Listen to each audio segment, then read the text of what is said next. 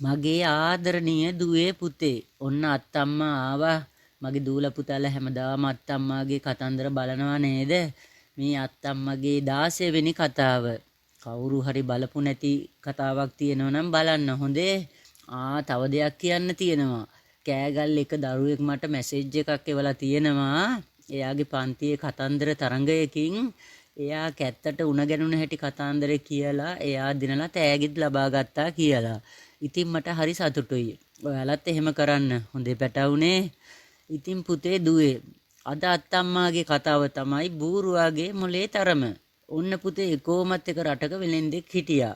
ඒ වෙලෙන්දාගෙන් බඩු අරන් යන්න එයාට බූරුවෙකුත් හිටියා. ඒ වෙලෙන්දා Tamanගේ ගෙදර ඉඳලා ගොඩාක් දුර තියෙන කඩවල් වලට බඩු අරන් ගිහින් කඩවලට බඩු දානවා. මේ වෙලෙන්දාට හොඳ ආදායමක් ලැබෙනවා. ඒ වෙලෙන්දාමෙන්. ඉතින් එයා ගෙනියන බඩු වර්ග තමයි එළවලු වර්ග, කරවල වර්ග, ලූණු, ලුන්නු, සීනි ඔය වගේ නොයෙකුත් බඩු වර්ග.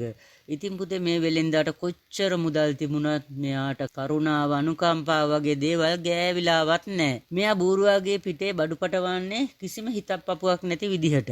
ඌට හරියට කෑමක් බීමක්වත් දෙන්නේ නැහැ. ගෙනියන්න බැරි තරම් බඩු පටවාගෙන යනවා. දවසක් පුතේ මේ වෙලෙන්දාට බඩු ගන්න කඩවල් වලින් ලුණු ඕන කියලා පණිවිඩයක් එව්වා. ඒ කඩවල් වල ලුණු ඉවරයි. ලුණු කැට ගොඩක් ඕන කියලා. ඉතින් මේ නපුරු වෙලෙන්දා ගොඩක් ලුණු කැට ගෝනි මේ බූරුවගේ පිටේ බැන්දා. ඉතින් දැන් මේ දෙන්න පාර දිගේ යනවා. ඔහම යනකොට මේ දෙන්නට හැමදාම ගඟක් හම්බ වෙනවා. ඒ ගොඩ වෙන්න. ඉතින් මේ මිනිස්සයා හැමදාම ගඟෙන් ගොඩ වෙනකොට බූරුවාගේ බඩු වලින් අල්ලාගෙන පරිස්සමට යනවා. අනේ පුතේ එදා ලුණු කැට ගෝනි ගොඩක් නිසා මේ බූරුවාට හරි අමාරුයි. බූරුවත් නැගිට්ටා. බූරුවාගේ පිට උඩ තිබුණ බඩු හොඳට ලණු වලින් බැඳලානේ තියෙන්නේ. ඒ නිසා ඒවා වැටුන්නේ නැහැ. බූරුවා නැගිට්ටට පස්සේ එයාට පුදුම සැහැල්ලුවක් දැනෙන්නේ.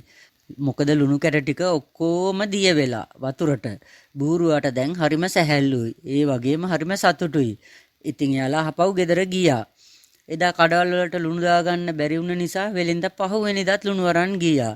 එදා බූරුවාටත් පරිස්සමට යමු කියලා වෙලෙන්දත් පරිස්සමෙන් ගියා. දැන් අර ගඟත් හම්බ වුණා. මෙන්න બોලේ එදත් බූරුවා ගඟ මැදදී අර විදිහටම වැටුණා. එදත් ලුණු ටික ඔක්කොම දිය වුණා. එදත් අහපව් ගෙදර ගියා. එදා නම් වෙලෙන්ද බූරුවාට ගැහැව්වත් එක්ක. දැන් කඩවලින් පණිවිඩ එවනවා හෝ ගාලා. අපේ කඩවල ලුණු නැහැ. මේ පැත්තේ මිනිස්සුන්ට ලුණු නැතුව කන්න වෙන්නේ.